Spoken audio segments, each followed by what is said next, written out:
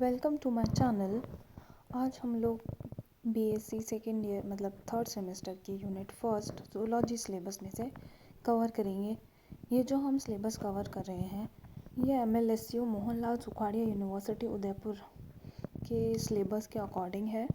जितनी भी यूनिवर्सिटीज़ उसे इंटीग्रेटेड है, सब बच्चों के लिए ये काम का वीडियो है, तो इसे एंड तक ज़रूर देखें। आज हम कुछ पार्ट कवर करेंगे यूनिट 1 का, जिसके अंदर है सेल थ्योरी और modern interpretation. Types of cell में हम पढ़ेंगे प्रोकैरियोटिक, यूकैरियोटिक सेल, प्लांट और एनिमल सेल, और उनके कंपैरिजंस और डिफरेंसेस पढ़ेंगे। सेल ऑर्गेनेलीज की स्ट्रक्चर्स और फंक्शंस के बारे में भी पढ़ेंगे। सेल ऑर्गेनेलीज जैसे mitochondria, chloroplast, plasma membrane, cell wall, cilia, flagella, centriole, basal body, ये सब के बारे में। और साइटोस्केलेटन का बेसिक आइडिया भी देखेंगे, जैसे कौन कौन से माइक्रोट्यूब्यूल्स, फाइबर्स होते हैं, और न्यूक्लियस की डिटेल स्टडी भी करेंगे।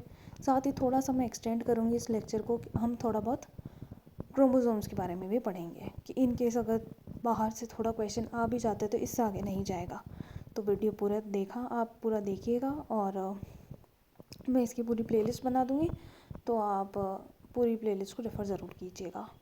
अगर आपके कोई फ्रेंड्स हैं जो आप ही के साथ में पढ़ने वाले हैं तो ये वीडियो ज़रूर शेयर कीजिएगा, चैनल को लाइक कीजिए और सब्सक्राइब कीजिए, बेल आइकन को प्रेस करना ना भूलिए। तो अब हम शुरू करते हैं लेक्चर को। तो जो बेसिक यूनिट ऑफ लाइफ है वो सेल है। सेल जो होता है वही एक लिविंग ऑर्गेनिज्म को दूसरे लिविंग ऑर्गेनिज्म या नॉन लिविंग ऑर्गेनिज्म से डिफ्रेंशिएट करता है।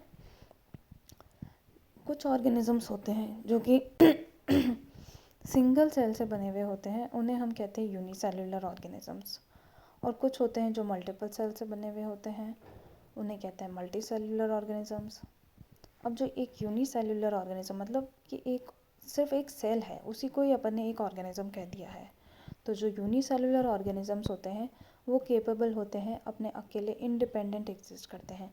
उनको दूसरे सेल से के प्रोडक्ट से लेकर के कुछ चाहिए तो दूसरे सेल पे डिपेंडेंट नहीं होते वो, कि हमें वहाँ से वो प्रोडक्ट मिलेगा तो ही हम सर्वाइव कर पाएंगे।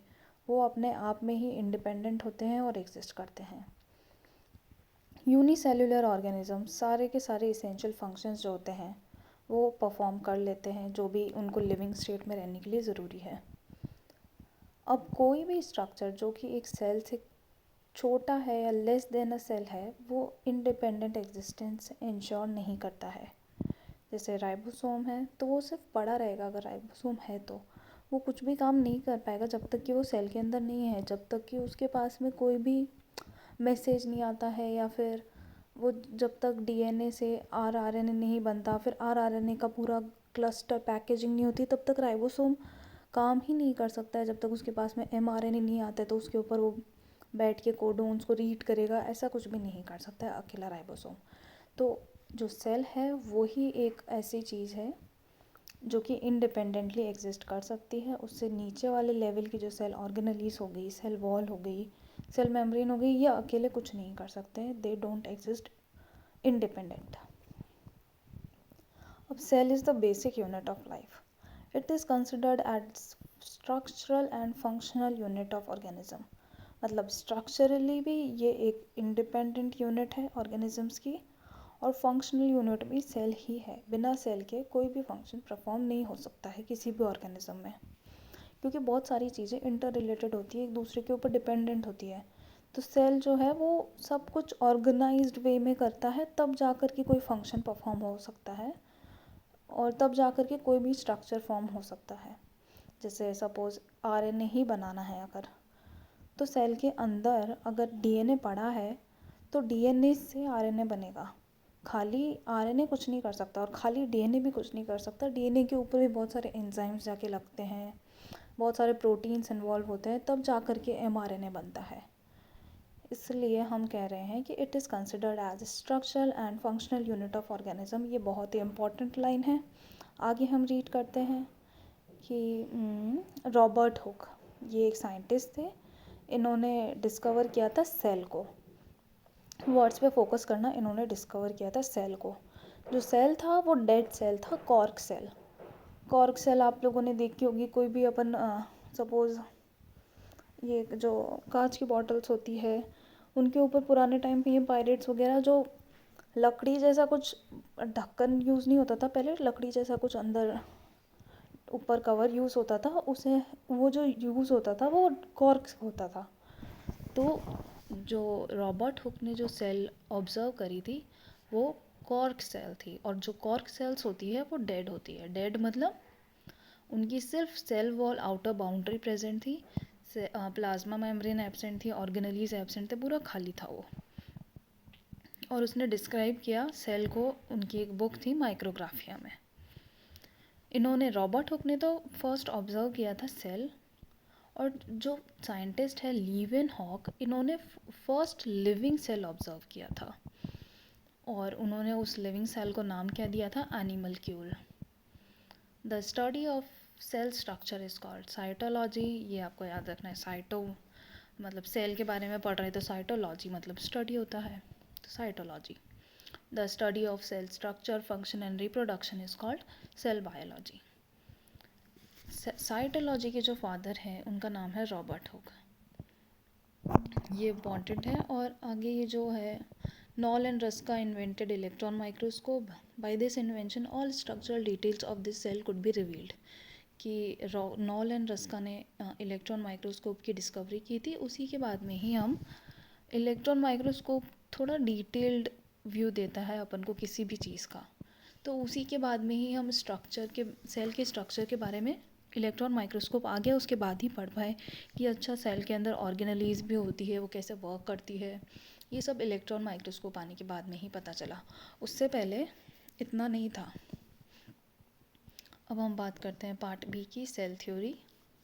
सेल थ्योरी बहुत ही ईजी है। डेट के अंदर दो साइंटिस्ट मिलकर के सेल थ्योरी दी थी। 1838 में मैल्थियस श्लेडेन, एक जर्मन बॉटनिस्ट थे, उन्होंने बहुत सारे प्लांट्स के ऊपर स्टडी करी, और उन्होंने ऐसा बोला कि जितने भी प्लांट्स हैं वो अलग अलग मेड अप ऑफ अलग अलग सेल से बने हुए हैं, और जो सेल्स हैं वो मिल करके, बहुत सारे सेल मिल करके टिश्यू बनाते हैं। थियोडर श्वान, उन्होंने एनिमल सेल्स पे स्टडी की थी और प्लांट टिश्यू पे भी स्टडी की थी। श्लेडिन तो जर्मन बॉटनिस्ट थे और उन्होंने प्लांट सेल पे स्टडी की थी। श्वान जो है वो जूलॉजिस्ट थे, तो उन्होंने एनिमल्स पे भी स्टडी की थी। जूलॉजिस्ट थे तो एनिमल सेल पे तो करते ही, पर प्लांट के टिश्यूज़ पे भी उन्होंने स्टडी करी। और उन्होंने कहा कि जो एनिमल सेल है उसकी जो आउटर लेयर है वो प्लाज्मा मेम्ब्रेन है, और बट ऑब्वियस सी बात है क्योंकि एनिमल सेल के अंदर सेल वॉल तो होती नहीं है, तो जो आउटर मोस्ट मेम्ब्रेन है वो प्लाज्मा मेम्ब्रेन ही होगी। फिर उन्होंने जब प्लांट टिश्यू को भी पढ़ा तो उन्होंने एक चीज़ और बताई कि प्लांट जो सेल्स हैं उनमें एक यूनिक कैरेक्टर है कि उनकी प्लाज्मा मेम्ब्रेन के बाहर में एक सेल वॉल और प्रेजेंट है। तो वो प्लांट्स को एक यूनिक कैरेक्टर है ये कि सब प्लांट्स के अंदर सेल वॉल प्रेजेंट होती है। फिर श्वान ने एक हाइपोथेसिस भी प्रपोज किया, और उसने ऐसा बोला कि बॉडी जो है प्लांट और एनिमल सेल की वो सेल्स से मिलके बनी है, और जो सेल के प्रोडक्ट्स हैं, जैसे कि सेल के प्रोडक्ट क्या हो गया, सेल का प्रोडक्ट हो गया प्रोटीन, जो सेल बनाता है सेल का प्रोडक्ट ही है। प्रोटीन से फिर एंजाइम्स बनते हैं, और ये सब जो चीज़ें हैं ये सेल के प्रोडक्ट से ही मिल कर के बॉडीज़ बनी है, plant body, animal body. Cell का प्रोडक्ट टिश्यू, टिश्यू भी सेल का प्रोडक्ट ही है कि बहुत सारे टिश्यू मतलब सेल्स इकट्ठे हो गए, एक कॉमन मिलके फंक्शन करने लग गए, तो वो भी एक प्रोडक्ट ऑफ सेल ही है।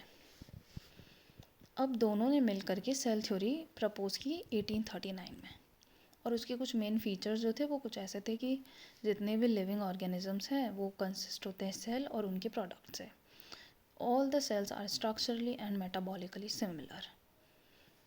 Cell perform vital activities of an organism and each cell is the unit of heredity.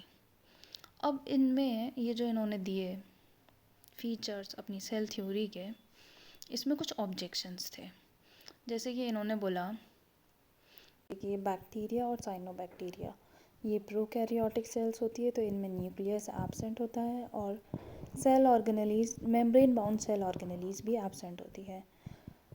Viruses जो है वो एसेल्युलर होते हैं, तो इनमें कोई भी सेल्युलर मशीनरी नहीं होती है। क्योंकि सेल ही एब्सेंट है। आरबीसीज और सीव ट्यूब्स में भी न्यूक्लियस एब्सेंट होता है।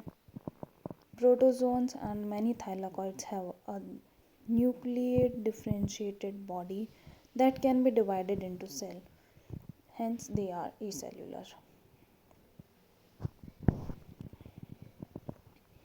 अब ये जो हमारी सेल थ्योरी थी जो श्लेडिन और श्वान ने दी, ये सब कुछ तो एक्सप्लेन कर रही थी, पर एक कुछ एक्सेप्शंस भी थे इसके, चलो ठीक है। पर इन्होंने ये नहीं एक्सप्लेन किया कि चलो ठीक है तुमने सेल को तो एक्सप्लेन कर दिया, पर सेल्स का जो ओरिजिन है या फिर कैसे नए सेल्स बनते हैं उसके बारे में कोई भी एक्सप्लेनेशन इनके पास में नहीं था। फिर नेक्स्ट जो थ्योरी मॉडर्न सेल थ्योरी आई, वो ये जो रोडोल्फ विर्चो और जो एंशिएंट सेल थ्योरी थी और रोडोल्फ विर्चो का जो कॉन्सेप्ट था कि जो सेल्स है वो कैसे रिप्रोड्यूस होते हैं, तो उन्होंने ये बोला कि new cells arise from pre existing cells ओमनीसेल्युले ई सेल्युले, this is called cell lineage theory. तो जो मॉडर्न सेल थ्योरी है वो सेल लीनेज थ्योरी और जो पुरानी सेल थ्योरी थी उसका कॉम्बिनेशन है। रोडोल्फ विर्चो ने जो ये दिया ओमनी सेल्युला ई सेल्युला, इसका मतलब है कि जो नए सेल्स है वो प्री एग्जिस्टिंग जो सेल्स है उन्हीं से ही अराइज होते हैं। तो इसको और जो पुरानी वाली जो सेल थ्योरी थी इनको जब कंबाइन किया तब हमें एक मॉडर्न सेल थ्योरी मिली जो कि सारे आंसर्स दे रही थी। और इस मॉडर्न सेल थ्योरी को ही हम बोलते हैं सेल डॉक्ट्राइन और सेल प्रिंसिपल। जितने भी लिविंग ऑर्गेनिजम्स है जो सबके पास में साइटोसॉल होता है, न्यूक्लियस है, ऑर्गेनेलीज है और एक कवरिंग मेम्ब्रेन भी है। Functions of living organisms are the some of the total activities of their cell. The cell can survive independently but organelles can not do so. ये सही बात है कि सेल जो है वो इंडिपेंडेंटली एग्जिस्ट कर सकता है, लेकिन सिर्फ ऑर्गेनेलीज अकेले कुछ नहीं कर सकती है। Any cell arise from pre existing cell, it is the unit of structure, function and heredity. Life exists in cells. Growth of an organism is due to increase in size and number of cells. अब जो मैंने रोडोल्फ Virchow वाली बात बोली वो यहाँ पे आ गई है। New cell arise from pre existing cells ओमनिस सेल्युला ई सेल्युला, this is called cell linkage theory. This concept was given by Rudolf Virchow in the year 1855. The final shape to cell theory was given by Rodolph Virchow. तो हमारी यहाँ तक cell theory ख़त्म होती है। अब अपन नेक्स्ट पार्ट पे चलते हैं, सेल के बारे में स्टडी करते हैं। Cell and open system. Open system क्या होता है? ओपन सिस्टम हमने आप लोगों ने पढ़ा होगा केमिस्ट्री के अंदर, थर्मोडाइनमिक्स के अंदर कि 3 तरह के सिस्टम होते हैं, ओपन, क्लोज और isolated.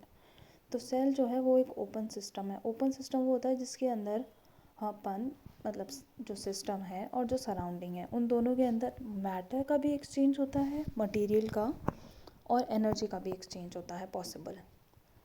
So an open system is one which is separated from its surrounding by a boundary and allows transfer of material in and out of the cell. Cell is an open system because it receives a number of material and energy from outside and liberates energy as heat. Cells vary greatly in shape. ये बात सही है कि sales की shape अलग अलग होती है, उनके फंक्शंस पे डिपेंड करती है कि वो क्या फंक्शन परफॉर्म कर रहे हैं। दे मे बी डिस्क लाइक, जैसे कि डिस्क लाइक अपनी कौन सी होती है? आरबीसीज कह सकते हैं अपन कि वो डिस्क लाइक होती है। पॉलीगोनल अपने सेल्स होते हैं, कॉलमनार सेल्स होते हैं अपनी एपिथेलियल लाइनिंग के, क्यूबॉइड सेल्स होते हैं, थ्रेड लाइक होते हैं, इवन इरेगुलर सेल्स भी होते हैं जैसे कि अपनी डब्ल्यूबीसीज होती हैं। ये जो शेप है ये डिपेंड करती है कि वो फंक्शन क्या परफॉर्म कर रहे हैं। जैसे कि यहाँ देख सकते हैं अपन, जो रेड ब्लड सेल्स हैं वो राउंड और बाइकॉन्केव होती हैं। वाइट ब्लड सेल अमीबॉइड या इरेगुलर शेप कह सकते हैं अपन। कॉलमनार एपिथेलियल सेल्स जो होती है ये लॉन्ग और नैरो शेप की होती है, इनका काम मेनली सिक्रीशन का होता है। मीज़ोफिल सेल्स हैं, मीज़ोफिल सेल्स राउंड और ओवल होती है, ये लीफ के अंदर प्रेजेंट होती है और इनके अंदर क्लोरोप्लास्ट प्रेजेंट होता है। ट्रैकेट जो होता है वो इलोंगेटेड होता है सेल। ट्रैकेट जो है एक जाइलरी एलिमेंट है। नर्व सेल जो है वो ब्रांच्ड और लॉन्ग होता है। नर्व सेल्स तो इवन इतने लंबे होते हैं कि इनकी लेंथ 1 मीटर तक भी जा सकती है। अब सेल्स जो है वो differ greatly in size and activities. For example, जो सबसे छोटा सेल है आपको ये याद रखना है, माइकोप्लाज्मा का है और उसकी साइज़ है 0.3 माइक्रोमीटर। फिर बैक्टीरिया की साइज़ जो होती है वो 3 से 5 माइक्रोमीटर तक वेरी करती है। ये भी थर्ड जो है ये बहुत इंपॉर्टेंट है। लार्जेस्ट आइसोलेटेड सिंगल सेल जो है वो एक एग ऑफ ऑस्ट्रिच, ऑस्ट्रिच का जो एग या ओवम जो होता है वो लार्जेस्ट आइसोलेटेड सिंगल सेल है। ह्यूमन आरबीसी है, उसका डायामीटर 7 माइक्रोमीटर होता है। Nerve cells are the some of the largest cells, जो कि मैंने बताया आप लोगों को कि लगभग 1 मीटर तक भी लंबे नर्व सेल्स होती हैं। Thanks for learning. Please like, comment, and subscribe my channel.